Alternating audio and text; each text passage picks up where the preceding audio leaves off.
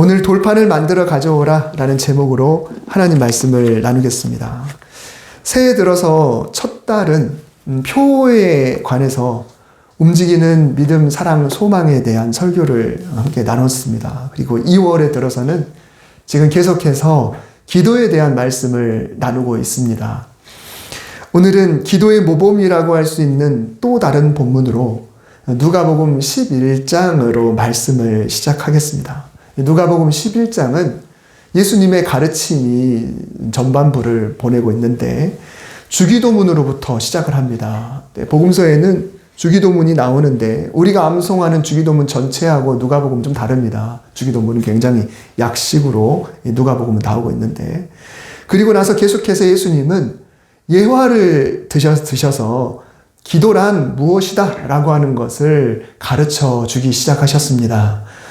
어느 날 한밤중에 대문 두드리는 소리가 요란해서 정말 잠을 깨고 이런 무례한 사람이 어디 있는가 누군지 확인하려고 밖을 나갔더니 마침 마을에 친구가 문 밖에 서 있었는데 이렇게 말합니다. 밤중에 미안하네. 이 밤중에 내 벗이 여행 중에 우리 집에 찾아왔는데 하필이면 우리 집에 그 친구를 대접할 음식이 하나도 없으니 혹시라도 자네 집에 먹을 것이 있으면 좀 보태주게나. 예수님께서 말씀하시지요. 아무리 벗이라 할지라도 한밤중에 찾아오는 일은 큰 결례여서 친구라서 음식을 내줄 수는 없을 정도로 지금 화가 나지만, 그러나 친구여서가 아니라 결례를 무릅쓰고라도 찾아올 정도의 간절함이 있었기 때문에 음식을 내어줄 것이다. 그러면서 덧붙이십니다. 구하라 받을 것이요, 찾으라 찾아낼 것이요, 문을 두드리라 열릴 것이니라. 아무리 악한 사람도 누군가의 아버지일 텐데 그 악한 사람도 자기 아들이 생선을 달라고 하면 생선 대신에 뱀을 주지는 않을 거다. 알을 달라고 하는데 전갈을 주지는 않을 것이다. 아무리 악한 사람도 자기 아이가 뭔가를 달라고 하면 만약에 이 사람이 다행히 부자여서 뭐든지 구해줄 능력이 있다고 한다면 생선 구해올 것이고 또 그 당시 귀하디 귀한 그런 계란을 구해올 것입니다. 그러나 만일 이 사람이 정말 너무너무 가난해서 뭐든지 사다 줄 능력이 없다라고 해도 아들이 생선을 달라고 하면 어묵이라도 구해올 것이고 계란을 달라고 하면 메추리알이라도 구해주는 게 바로 아무리 악한 아빠라도 아빠지 않겠는가 라고 하는 것이죠. 하물며 하늘에 계신 하나님은 너무 풍성하신 우리 아버지신데 구하는 자에게 가장 좋은 것으로 주시지 않겠느냐.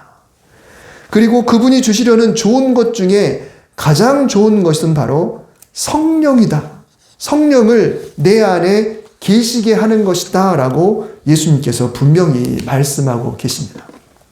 여러분, 하나님은 우리 아버지시는데 악한 아버지도 아니고 가장 선한 아버지시고 또 뭘 달라고 했을 때 이거 능력이 없어서 못 주는 그런 분이 아니신 전지전능한 그런 아버지십니다. 가장 좋은 아버지시자 가장 능력이 있는 아버지신데 우리가 아버지 하나님께 간절히 무언가를 구했을 때 네가 이걸 달라고 하니까 너는 네 수준에는 이걸 달라고 했지만 내가 생각할 때 네 수준에 달라고 하는 그거 가지고는 성이 안 차니까 내가 너에게 훨씬 더 좋은 걸 주고 싶다. 그게 뭐냐면 바로 성령이다라고 이렇게 말씀하시는 거예요.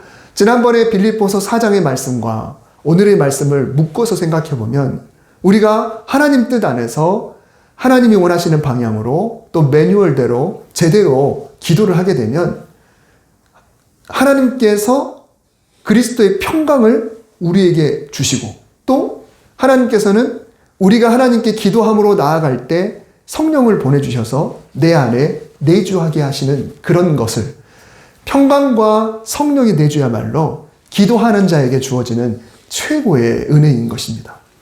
여러분, 성령님은요 마치 어떤 마법이나 혹은 불덩어리가 아닙니다. 그냥 성령 받아라 라고 할 때 내가 무슨 성령이라고 하는 것을 갖고 있어서 내공을 전달하듯이 주는 그런 것이 절대 아니죠. 성령님은 살아계시는 분이십니다. 사람으로 치면 인격이 있으시고 또 내 안에 감동을 주시고 또 내 안에서 나와 대화하시고 나에게 어떤 선한 마음을 주셔서 내 마음을 주관해 주셔서 하나님 뜻 안에서 생각하게 하시고 행동하게 하시는 그런 분이 바로 성령님이십니다. 우리 교단은 성결교단에 속해 있습니다. 여기 앉아 계신 분들 모교회라고 있잖아요. 출신 교단이라는 게 있잖아요. 저는 어려서부터 성결교회에서 자라서 지금까지 성결교인이지만 그러나 우리 동기 목사님들 중에도 타교단에 있다가 서울신학대학교를 들어왔기 때문에 성결교단 목사님들이 되신 분도 참 많이 계세요. 여기도 장로교 그리고 또 감리교 또 순복음 이렇게 출신 분들이 계시잖아요. 근데 우리가 어찌됐건 양수중앙 성결교회를 다니고 있으니까 그래도 이 교단으로서의 어떤 정체성은 좀 있어야 되는데 우리 교회 로고에 보면은 기독교 대한 성결교회라고 하는 정식 명칭이 있죠. 그러니까 성결교회 그러면 성결교회 그렇게 이야기하지만 기독교 대한 성결교회라는 명칭이 있습니다. 약식으로는 기성이라고 하죠. 우리 교단 이름에는 성결이라는 단어가 들어가 있습니다. 이 성결이라는 단어가 바로 우리 교단의 정체성이기도 합니다. 성결이 뭘까요? 뭔가 거룩하고 정결하고 윤리도덕적으로 깨끗하고 이런 느낌이 그 성결이라는 단어 자체에 있지요. 물론 나타나는 모양은 당연히 그래야 맞습니다. 그러나 이 성결의 정확한 의미, 우리 교단에서 말하고 있는 성결의 정확한 의미는 성령의 능력으로 거룩한 삶을 살아가는 것, 이게 바로 성결입니다. 그냥 윤리도덕적으로 남들보다 깨끗하게 본을 보이는 그것이 아니고 성령이 내 안에 들어오셔서 그분의 능력으로 거룩한 삶을 살아가고자 노력하는 그것이 바로 성결교인인 것이죠. 아하, 성결교단은 그런 것이구나. 성령님을 강조하는구나. 성령님과 아주 밀접하구나. 내 힘으로는 거룩할 수 없으니까 성령님의 도우심이 필요하구나. 그리고 예수님께서도 말씀하시듯이 물 세례와 성령 세례가 분명히 따로 구분이 돼 있어요. 그래서 성령 세례를 통하여 우리는 거룩한 삶을 살아가야 되는구나 라고 하는 정체성을 여러분이 좀 가졌으면 좋겠습니다. 저도 성결교단이고 성결교회에서 자랐기 때문에 제 안에 불이 있습니다. 성령님의 내주하심을 사모하고 그리고 성령님을 갈급하는 그런 목회자입니다. 성도마다 정도는 다르지만 성령님이 함께 계심을 체험하고 느끼는 경우가 있습니다. 그리고 어떤 이들은 그 뜨거움으로 정말 열정적으로 예배드리고 또 신앙생활하고 범사에 즐겁게 살아가기도 하죠. 근데 반대로 때로는 그 열정이 어느 순간인가 나도 모르게 식어져 있는 모습을 발견하기도 합니다. 분명히 내가 뜨거웠었는데 그래서 참 하나님은 우리에게 그런 것을 다시 상기하고 다시 회복시키기 위해서 때로는 부흥회도 가게 하시고요. 찬양 집회도 가게 하시고 또 유튜브에서 간증도 듣게 하시고 또 TV 기독교 방송의 설교도 듣게 하시는 그런 방법으로 우리를 톡톡 한 번씩 건드려 주시는 것 같아요. 네 안에 식어져 있는 열정을 네가 다시 일으켜야 되지 않겠느냐? 다시 회복해야 되지 않겠느냐? 라고 하는 것이죠. 예수님을 영접해서 이미 내 안에 있었던 그 열정들, 근데 이것이 사라져버렸다고 느끼는 그런 옛사람의 그런 모습들, 이런 것들이 자꾸자꾸 또 일어나죠. 이미 예수님을 영접했기 때문에 사라졌는데 다시 그런 것들이 일어나서 우리 교단에서는 그걸 보고 약성이라는 표현을 쓰는데요. 이런 약성이 일어나게 되다 보면은 내가 받은 은혜와 열정을 잃어버릴 때가 있습니다. 점점 사그러져 버리죠. 혹시라도 하나님을 향해서 우리의 가슴이, 우리의 열정이 혹시라도 식어져 있다고 한다면 어떤 노력을 다해서라도 회복하시기를 주님의 이름으로 축복합니다. 정말 하나님께서 여러분들을 만져주시고 성령님이 들어와 주셔서 정말 하나님의 은혜 가운데 내가 정말 열심히 하나님께 울부짖고 기도하는 가운데 이 열정이 다시 회복될 수 있기를 주님의 이름으로 축복합니다. 오늘 본문에서 모세는요, 십계명을 받기 위해서 돌판을 준비해야 했습니다. 이스라엘 백성이 애굽을 떠나서 시내산에 도착했을 때 산 아래 백성들이 모여서 넓은 진지를 형성했습니다. 이제 그들의 천막을 치고 그냥 그때는 지파별로 그냥 우왕좌왕하듯이 어떤 규모 없이 그렇게 모여 있었을 거예요. 근데 하나님은 모세를 따로 불러서 시내산 위로 올라오라고 말씀하셨습니다. 이제 하나님은 모세와 독대하면서 여러 날을 들여서 십계명을 비롯해서 성막, 제사, 절기, 그리고 사회법, 윤리, 도덕 이런 다양한 내용의 율법을 하나님께서 모세에게 가르치시게 됩니다. 모세는 이것을 하나라도 잘 정확히 배워서 산 밑에 내려가면 백성들에게 가르쳐야 되는데 왜요? 가나안 땅에 들어가서 살게 될 때 그곳에서 하나님의 구별된 백성으로 살아가게 하시기 위해서 하나님은 모세에게 이것을 가르쳤습니다. 시내산에 올랐더니 하나님은 다른 율법과는 달리 십계명을 위해서 직접 돌판을 준비해 두셨습니다. 예전에 십계명 우리가 그 시리즈 설교할 때도 이 화면을 제가 보여드렸었는데요. 왼쪽에 있는 장면은 애니메이션 이집트 왕자라고 하는 애니메이션에서 나오는 장면이에요. 하나님이 직접 새기는 것을 나름대로 불이 움직여서 글판을 새기는 것처럼 이렇게 묘사를 했더라고요. 꼭 이랬는지는 모르겠어요. 그러나 하나님이 돌판에 직접 새기는 장면이 나오고 오른쪽에 있는 모습은 영화 10개에 나오는 장면이죠. 그래서 돌판 속에 그들의 언어가 기록되어 있습니다. 두 돌판, 사실 말이 두 돌판이고 이 모세가 이렇게 들고 있죠. 여러분, 돌판을 무게가 얼마나 됐을까요? 한 손에 이렇게 들고 있는데 그 당시에 무슨 기계가 좋아가지고 얇게 이렇게 만들었을까요? 지금도 우리가 어떤 대리석 같은 거 한 판 옮기고 하려면 얼마나 이게 무겁습니까? 근데 양손에 이거를 들고 있는 장면이 나왔죠. 그런데 이 두 돌판이 어떻게 됩니까? 하나님께서 모세와 독대에서 한참 율법을 가르치고 있을 때 산 밑에서 모세가 내려오지 않고 시간은 지나니까 백성들이 동요하면서 혼란 가운데 빠질 때 그들이 자꾸 과거로 돌아가려고 하고 애굽을 다시 그리워하고 또 몇몇 사람들이 악한 마음이 들어서 자꾸 백성들을 선동하게 되니까 사람들이 우왕좌왕하는 가운데 아론이 그냥 궁여지책으로 이들을 무마시켜 보려고 금 부치를 모아다가 그걸 녹여서 그리고 조각해가지고 금송아지를 만드는 엄청난 잘못을 저지르게 됐죠.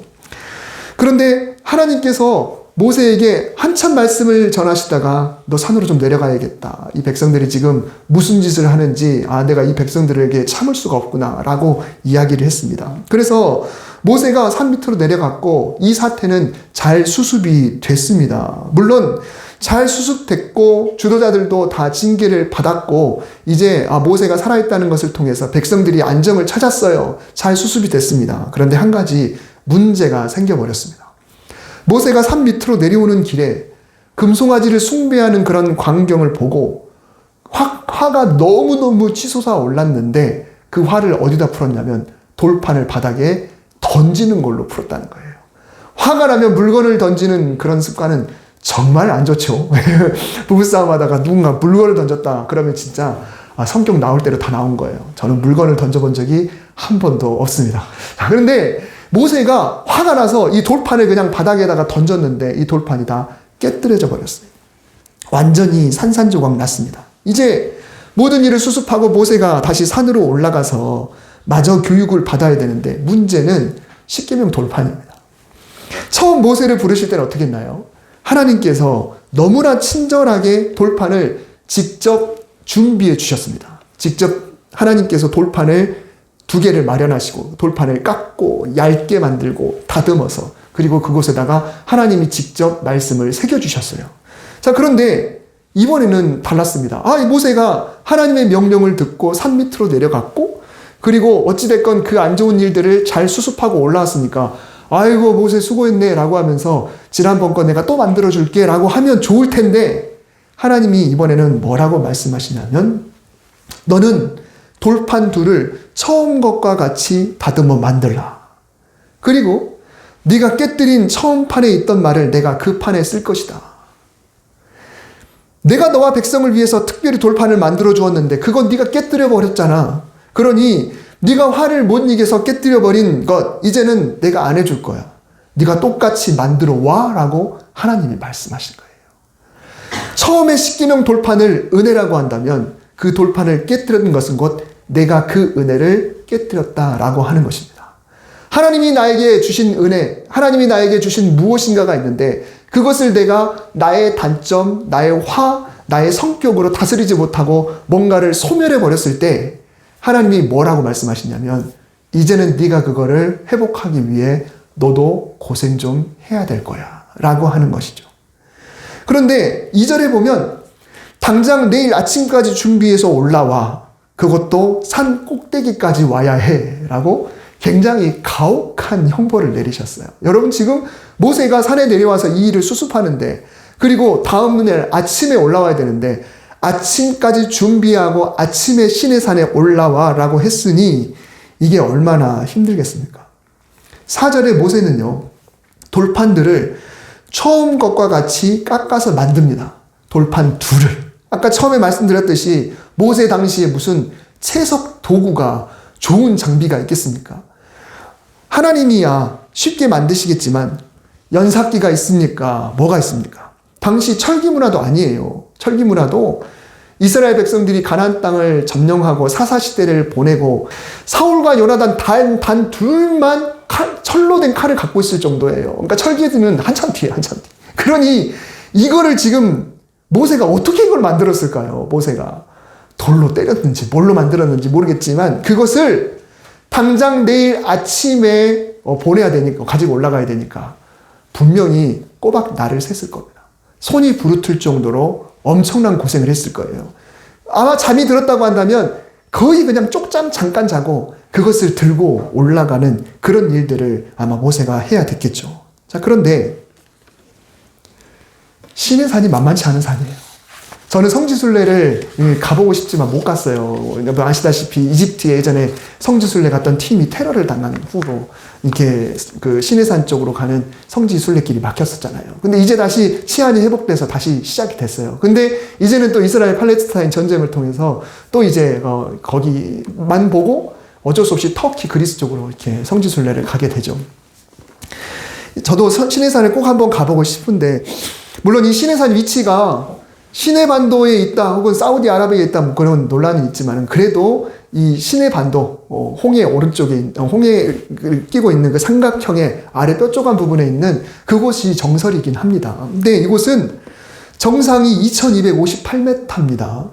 근데 지금 성지순례를 하려면 그나마 차를 타고 중간 산장까지는 차로 올라가요. 그 산장이 1500고지에 있습니다. 그러니까 1500고지에서 출발해서 이제 올라가게 되는데 그래도 한참을 올라가죠. 근데 그것도 최정상까지 그렇게 가는 게 아니라 어느 정도의 높이까지만 올라가는데 약 700m 정도를 이렇게 올라가면 된다고 그래요. 그래서 2시간 반 정도 그냥 빨리 가면 근데 이렇게 천천히 힘들게 가게 되죠. 여러분 등산을 해보셔서 아시겠지만 등산하면 몸이 가벼워야 됩니다. 그냥 갖고 있는 게 없어요. 손 안에 뭐 하나만 들고 있어도 굉장히 거추장스럽고 아무리 가벼운 가방도 피로가 누적되면 굉장히 힘들죠. 그런데 아까 말씀드렸듯이 모세는 뭘 들고 있어요? 돌판 2개. 그거를 들고 아침부터 산 밑에서부터 올라가야 되는 그 고생을 해야 되는 거예요. 얼마나 힘이 들었을까요? 이게 지금 밑에서 올라갈 때 올려다보는 광경이에요. 정말 척박합니다. 아무것도 없죠. 그리고 이거는 하산하는 사람들의 모습을 한번 보십시오. 밑에 깨알같이 보이는 사람들의 모습 보시면 이게 얼마나 힘들었을까. 이 시내산이라고 하는 것이 이렇답니다. 다윗은 시편 51편 11절 12절에서 나를 주 앞에서 쫓아내지 말아주세요. 주의 성령을 내게서 거두지 말아주세요. 주님으로부터 구원받은 그 즐거움을 다시 회복시켜 주세요. 제발 하나님께 제가 스스로 다가서고 자원할 수 있는 마음을 주셔서 나를 붙잡아 주세요라고 간절하게 부르짖었습니다. 이 시를 언제 지었냐면 다윗이 밧세바와 불륜을 저지르고 그 불륜한 사이에 임신하자 그 불륜과 임신을 무마시키기 위해서 밧세바의 남편을 전장에서 죽게 만들고 그리고 나서 나단 선지자를 통해서 책망을 받은 후에 지은 시의 일부입니다. 하나님이 다윗에게 주신 은혜와 복이 얼마나 풍성합니까? 그런데 이제는 두려운 거예요. 자신의 욕정으로 하나님이 주신 은혜, 특별히 주님이 주신 그 성령이 떠나가시면 어떡하나. 엄청나게 발버둥 쳤다는 겁니다. 이 시편의 내용을 한번 보십시오.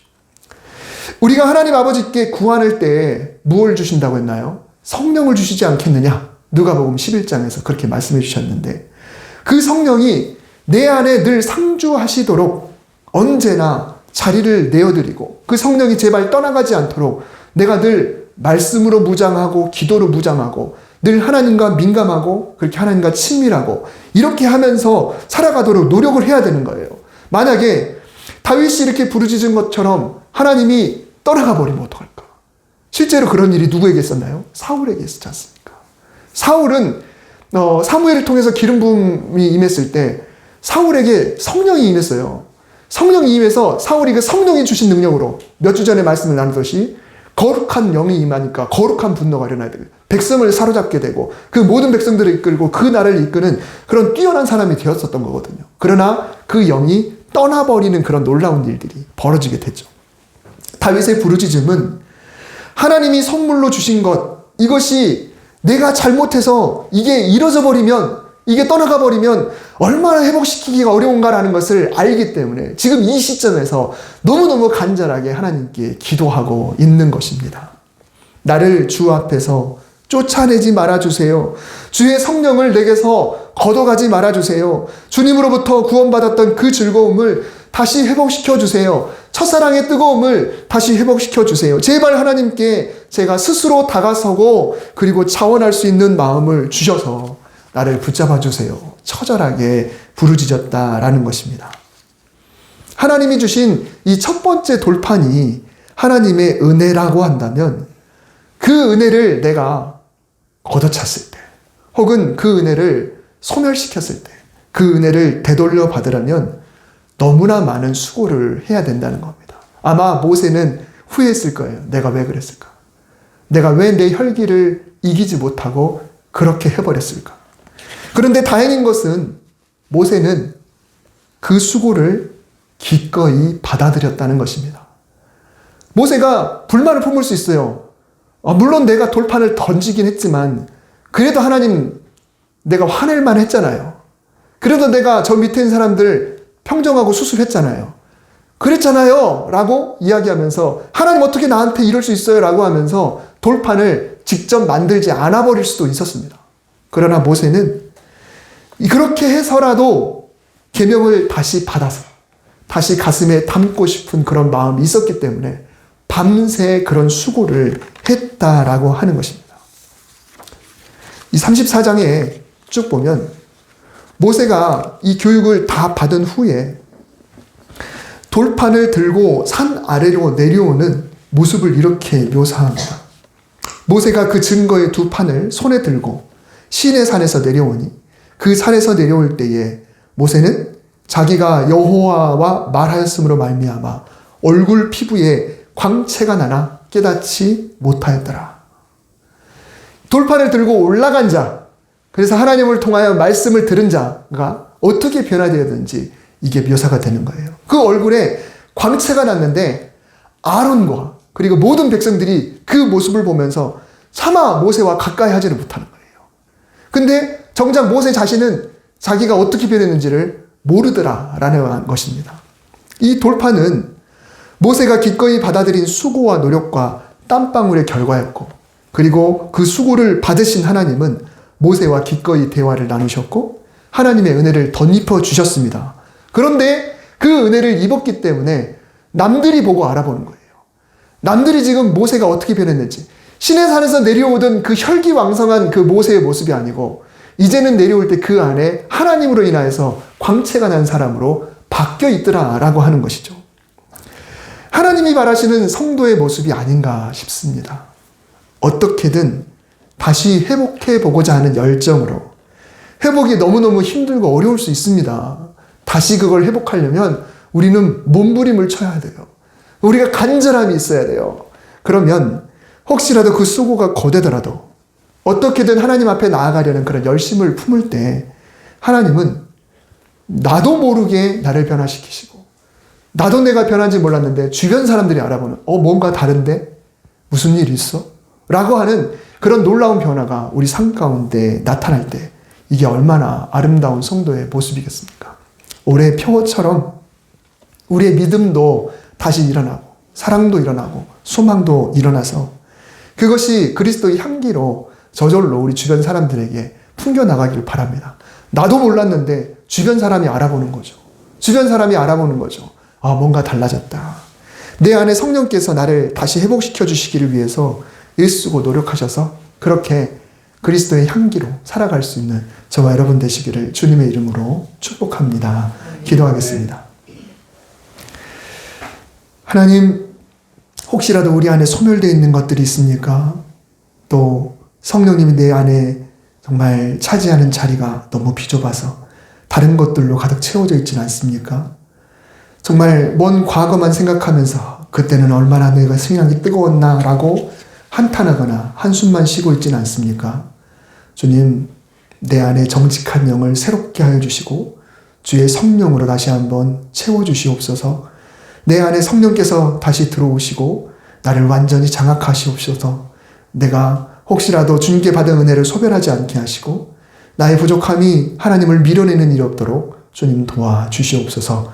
성령님 도와주시옵소서. 우리 얼굴에 광채가 나듯 주변 사람들에게 빛으로 소금으로 향기로 살아갈 수 있도록 축복하여 주시옵소서. 예수님의 이름으로 기도드립니다. 아멘.